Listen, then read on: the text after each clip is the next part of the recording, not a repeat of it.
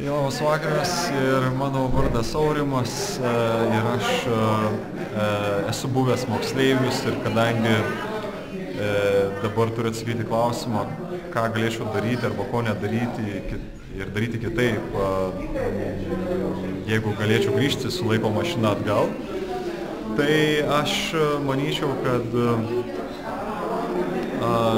turbūt palikčiau viską tą patį, ką veikiau ir kaip elgiausi, kai buvau 9, 10 ir 12 klasėje, o tai buvo pirmiausiai pirma.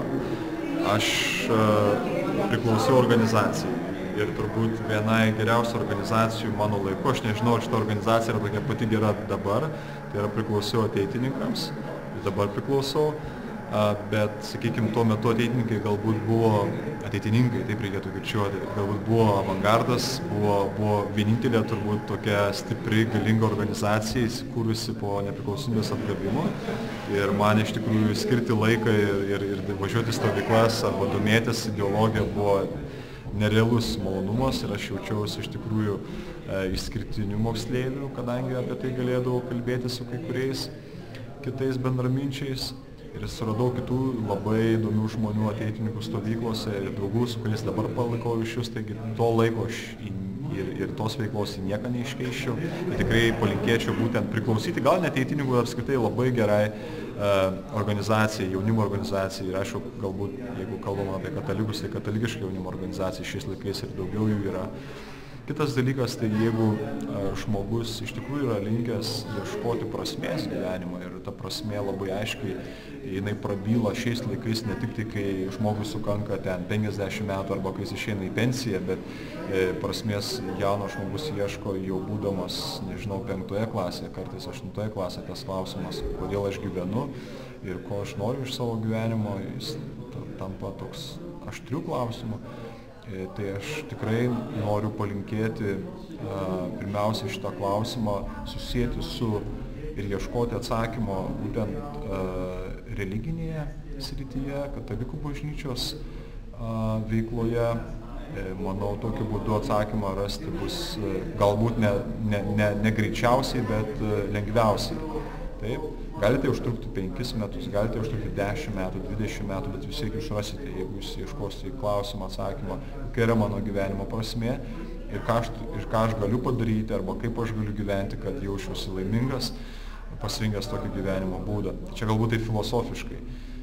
Tai nežinau, sakau, turbūt tikrai viską palikčiau tą patį ir tikrai, gal neįkvočiau laiko, bet aš to ir nedariau, neįkvočiau laiko ten, nežinau, vyresnėse klasėse, 11-12, visada norisi ten pusiauti su chebra ir ten prasideda ten susitikimai klasės draugų, kur nors butuose tėvų ir ten kartais ir blogi dalykai prasideda, ten išgertuvės ir kiti baliukai. Tai nežinau, aišku, ačiū Dievui, jeigu pavyksta nuo tokios aplinkos atsiriboti natūraliai. Bet jeigu žmogus yra įtraukiamas į tą tokią rutiną linksmybių ir banalybių, tai vis tiek, jeigu tas klausimas gyvenimo prasmės jame bus, tai jis natūraliai išves į tą teisingą kelią, aš taip gal sakyčiau, nes linksmybės ir banalybės vieną kartą baigėsi ir tada supranti, kad gyvenime ne tai svarbiausia. Bet kaip atsakytumėte klausimą tiem žmonėm, kurie sako, kad mintis būna ir visi užsiėmimai arba banalūs, arba liūdni? Ir tada... Čia mokykloje ar apskritai? Ne, apskritai, tarkim, ir turi rinktis tarp liūdesio ir banalybių. Čia gal dėl to labai priklauso... Apie tokį stereotipą. Bet būtent pirmiausia tai priklauso nuo požiūrio, žinai, su kokiu požiūriu. Jeigu aš žiūriu būtent su mintimis, su nuostata, kad man kažkas kažką turi duoti, kad kažkas mane turi linksminti, kažkas turi man, nežinau, sukurti kažkokią prasmę ir mane užimti, tada taip, tada dažniausiai ir patys gražiausi dalykai atrodys nuobodūs.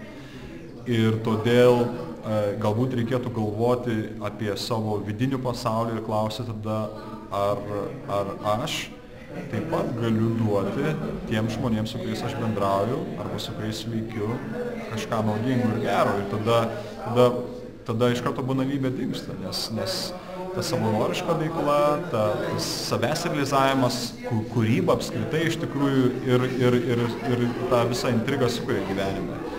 Ir aš sakau, pridėčiau, kad, aišku, ne visi mes esame galbūt sąmoningi ten katalikai ir sąmoningi kokie nors lietuviai, bet labai linkėčiau šito keliu pabandyti eiti ir neišvengiamai, aš manau, bent jau ateitininkai jo ir žygiuoja, tik tai galbūt vieni pasirinka vienas priemonės, o kiti kitas. Tai